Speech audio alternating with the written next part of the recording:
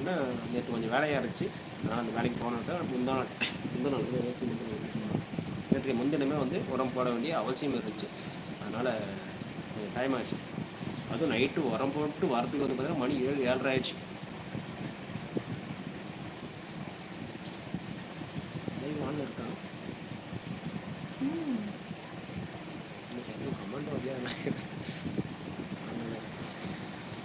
எப்படி கண்டுபிடிச்சிங்க இந்த லைவ்ல தெரியல.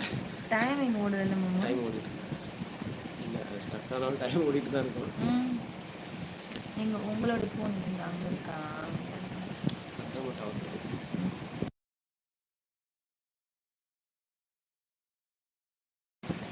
இதில் வந்து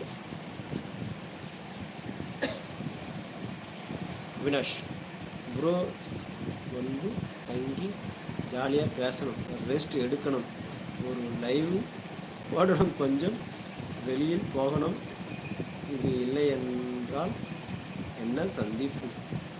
ஐயோ, அதுக்கெல்லாம் வாய்ப்பில்லை. வேணா இதெல்லாம் வந்து இங்கே நீங்கள் வேணால் உங்கள் ஃபேமிலியோட இங்கே வந்துடுங்க. என்ன வந்துடுங்க, ஏன்னா இங்கே ஒர்க்கு கொஞ்சம் அதிகமாக இருக்கும். அதனால் ரம்யா தேவா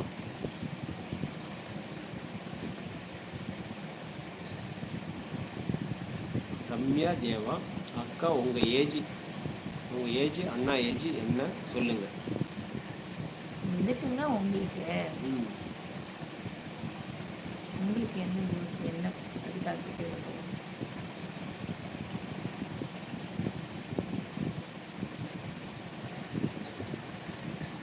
இனி இரவு வணக்கம் ரம்யா. எங்கேருந்து மெசேஜ் பண்ணிட்டு சொல்லுங்கள். சாப்பிட்டீங்களா, நல்லா இருக்கீங்களா, வீட்டில் நல்லா இருக்காங்களா? திருப்பி கேட்டுருவாங்க போகிறாங்க. இதெல்லாம் ஏன் கேட்க? இல்லை அவினாஷ், நீங்கள் தான் வீட்டுக்குள் விடமாட்டீங்கள் லேசவோ. அப்படிலாம் இல்லை, கண்டிப்பாக நான் எல்லாரையுமே வரவேற்பேங்க, உபசரிப்பேன், நல்லாவும் உபசரிப்பேங்க. இல்லை இல்லை, நீங்கள் வந்துட்டுருக்கேன்னு தெரிஞ்ச உடனே வந்து அவங்க வீட்டுக்கு வெளியே வந்துடுவாங்க. ஏன்னா அவங்க உள்ளார இருந்தால் உங்களை கூப்பிடுவாங்க. அதனால் வெளியே வந்து உங்களை வந்து சந்தித்து பேசிடுவாங்க. ஓகேங்களா?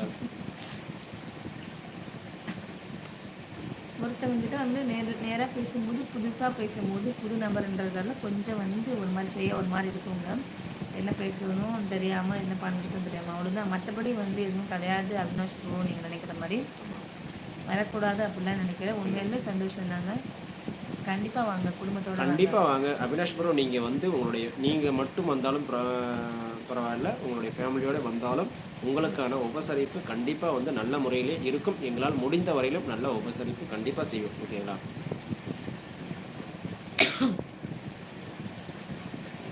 ஆனந்த் தலைவா, நான் வாழ்க்கையில் சோர்வடையும் போதெல்லாம் உங்களது வீடியோ என்னை என் வாழ்க்கையின் அடுத்த கட்ட நகர்வுக்கு கொண்டு செல்கிறது தலைவா.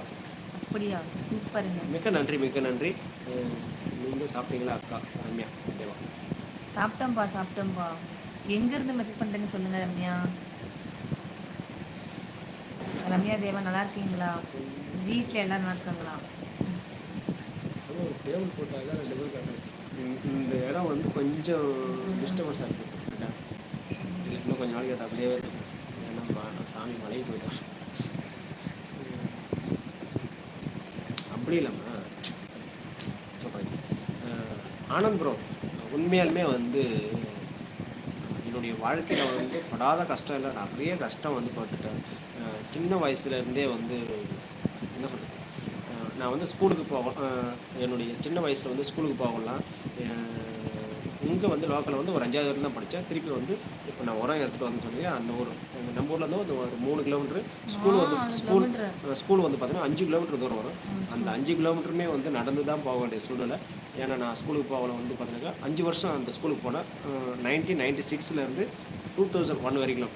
சரிங்களா? 5 வருஷம் வந்து அந்த ஸ்கூலுக்கு வந்து நடந்தே தான் போயிட்டு இருந்தேன். லாஸ்ட் வரைக்குமே எங்கள் வீட்டில் வந்து சைக்கிளே எடுக்கலை.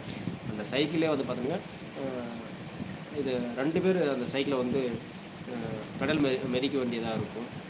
அதனால் யாருன்னா போட்டாங்கன்னா அந்த பெடல் மிதிச்சுட்டு போயிட்டு வராங்க. ரொம்ப கஷ்டமான. அதேமாதிரி எங்கள் அப்பா எங்கன்னா வேலைக்கு போயிடுவார். வேலைக்குனாக்கா இந்த செங்கல் அறுக்கிற வேலைக்கு போவார், இல்லை உழவு ஓட்டுற வேலைக்கு போவார். அதேமாதிரி எங்கே கூலி வேலைக்கு போனாலும்